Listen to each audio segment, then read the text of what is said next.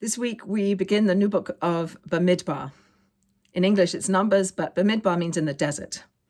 At the beginning of this week's Torah portion, God asked Moses and Aaron to take a census of the Jewish people, count the Jewish people, but not to count the Jewish people by number, but to count the Jewish people by name. Each person came before Moses and Aaron as was seen by their name, their name and the name of their tribe that they belonged to. This sense of being counted by name is a focus on each individual person. We were seen for who we are.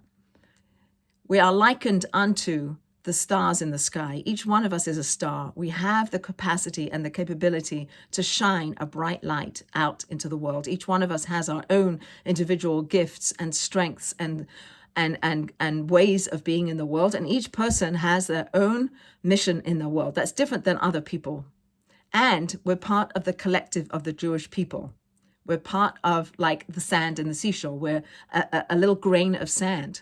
So we're on the one hand, we're individual stars, and on the other hand, we're sand on the seashore. We're both.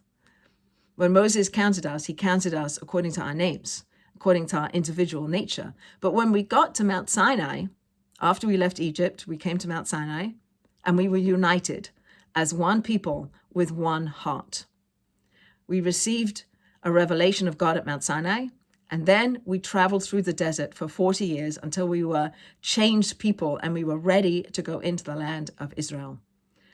The desert is a place of silence, of quiet. And Rabbi Sachs points out that in that quiet, we are able to hear, if we listen, actively listen, we can hear the still small voice of God. We can hear our own souls. We can hear the souls of others.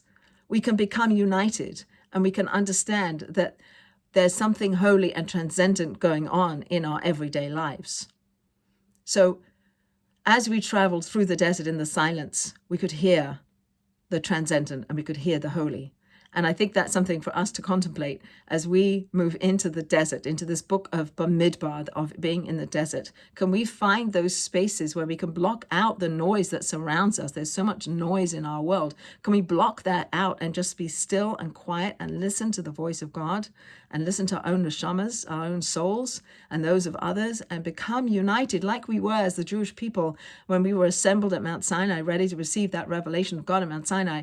Can we be like that and reenact that and tap into the energy that's going to be here next week, next Tuesday night, Wednesday, Thursday, the holiday of Shavuos? And if we can achieve that, we'll be vessels for bringing more peace into the world and for shining a bright, godly light into the world. And please, God, may we be successful in that.